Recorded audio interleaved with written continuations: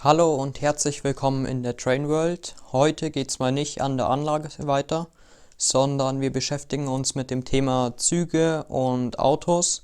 Und da fangen wir jetzt am besten mal mit der Bf 64 an. Da habe ich jetzt mal angefangen, die ersten Waggons zu bauen und die werden wir uns jetzt dann gleich anschauen.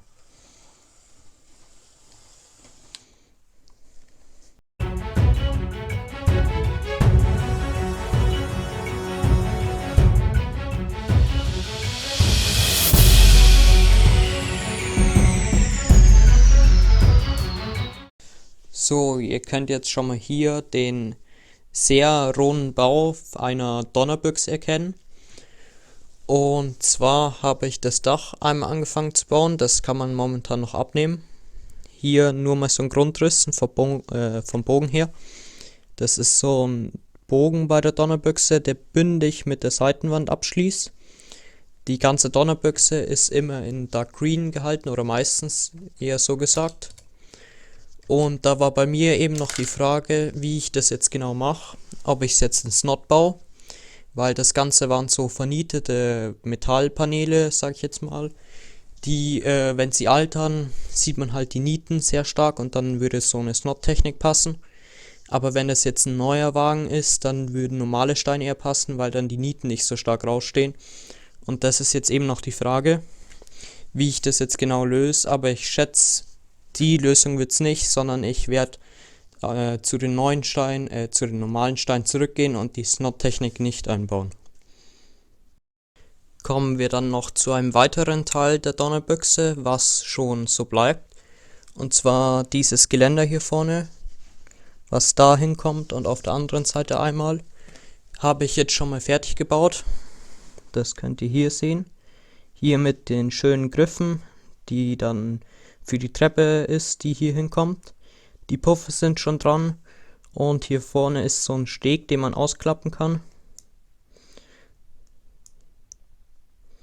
Das ist dann, wenn mehrere Donnerbüchsen hintereinander hängen, damit die Passagiere von einer zur nächsten durchgehen können. Und dann eben, wenn da keine Donnerbüchse mehr ist, kann man es hochklappen und dann können die Passagiere nicht so leicht runterfallen bei Fahrt. Dann kommen wir noch zur letzten Sache der Donnerbüchse, die jetzt fertig ist. Wie ihr sehen könnt, ist die ziemlich lang und kommt so nicht durch die Kurven durch. Da das Ganze ein Zweiachser ist, habe ich mir eine neue Technik überlegen müssen für die Kurven eben, damit sich das dreht. Und da bin ich jetzt hier auf die Lösung gekommen. Hier wird ein 1x2 Stein, hier unten der hellgraue, mit einem Pin an der Seite genutzt, der durch eine Brick Modified gesteckt wird und da kommt dann durch diesen Schlitz in den Pin ein Gummiband durch, wodurch sich das Drehgestell immer wieder zentriert und dann auch nach den Kurven nicht irgendwie so schräg drin hängt und dann könnte der Waggon entgleisen. Und so wird dann die Lösung aussehen, damit es auch durch die großen Kurven, durch die kleinen Kurven durchkommt. Dann kommen wir noch zu einem anderen Zug, an dem ich gerade noch weiter gebaut habe. Ihr könnt schon das größere Teil sehen, was ich gebaut habe, der Tender oben. Aber wir gehen jetzt erstmal vorne auf die Lok ein und die kleinen Details, die ich weiter gebaut habe.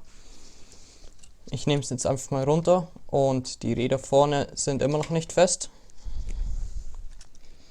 Aber hier ging es weiter. Einmal die Radabdeckung, hier ist drauf gekommen. Hier noch so ein kleines Detail, da ist so ein zylindrisches Teil noch vorne eingebaut. Das habe ich jetzt auch noch hingebaut.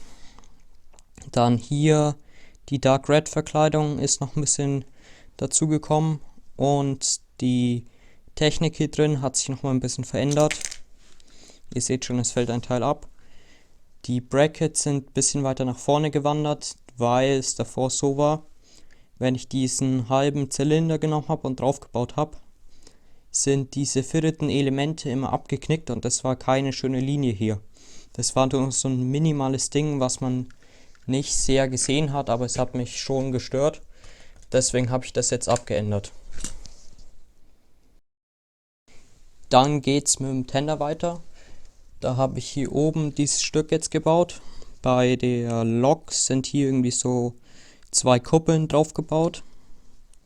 Da habe ich einmal die Technik wie bei unserer BR64 genommen, für das größere Element und für das kleinere Element. Ihr könnt schon sehen, sehr spezielle Technik. Snot und dann noch so ein Bauumkehr da drin. Jetzt nehme ich das mal oben raus. Ist hier eine 2x2 Teil mit Loch in der Mitte und dann 2x2 Platten und dieses Abrundungsteil aufeinander, um die kleine Kugel zu erzeugen. Und dann, damit das Ganze richtig platziert wird, einmal der Richtungswechsel. Dann schließt es hier genau bündig ab. Und hier ist noch eine halbe, ja, hier ist noch so eine kleine Lücke. Und das kommt dem Original schon sehr nah. Dann die Form außen, könnt ihr hier schon sehen. Hier ist wieder ein Richtungswechsel. Der wird hier unten erzeugt, über diese schwarzen Platten, wo die Kohle dann dargestellt wird. Und hier vorne geht es dann Richtung Ende.